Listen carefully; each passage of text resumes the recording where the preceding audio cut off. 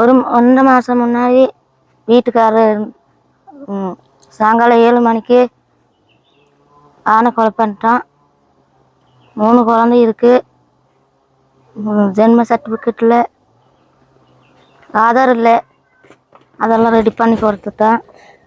காசு வாங்க முடியும். இப்போ அங்கே கேரளாவில் ஃபாரஸ்ட் டிபார்ட்மெண்ட் என்ன சொன்னாங்க? அங்கே அவங்க காசுக்கு சொன்னது 3 குழந்தை பேரில் தான் போடுவோம். எனக்கு 1 லட்சம், பாக்கியில் 3 பிள்ளைங்க பேரில். 3 பிள்ளைங்க 18 வயசு ஆகுமா மட்டும்தான் எடுக்க முடியும். உங்களுக்கு இப்போ வீடெல்லாம் இருக்குதா? வீடு இல்லை. அந்த காசு கிடைச்ச மட்டும்தான் வீடு எடுக்க முடியும். இப்போ நீங்கள் இப்போ எங்கே இருக்கீங்க? இப்போ தங்கச்சி வீட்டில். இப்போ தங்கச்சி வீட்டில் என்ன மாதிரி வீடு இருக்குங்க? வீடு இல்லை, இங்கேயும் வீடு இல்லை. ஒரு சீட்டு, அந்த சீட்டு மூடிட்டு தான் அந்த அந்த இடத்துல தான் இருக்குது. அதிகாரி உங்களுக்கு என்ன பண்ணணும்?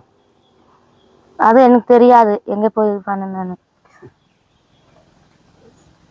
தெரிஞ்சால் போயிடுவோம், தெரியாதவங்க தான் இங்கே இருக்குது. இப்போ உங்களுக்கு குழந்தைங்களை வளர்க்குறது என்னென்ன கஷ்டங்கள்லாம் இருக்குது? கஷ்டம் இருக்குது. நான் ஒரு ஆள் வேலைக்கு போயிட்டு தான் அரிசி வாங்கணும், அவருக்கு சாப்பாடுலாம் வாங்கணும், சர்க்கரை. அரசாங்கம் உங்களுக்கு என்ன பண்ணணும்னு நினைக்கிறீங்க நீங்கள்?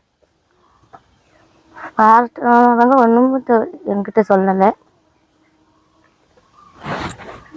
அவங்க சொன்னது இந்த காசு 9500 மட்டும் தான் கொடுத்துருக்கோம், வேறு ஒன்றும் இல்லை.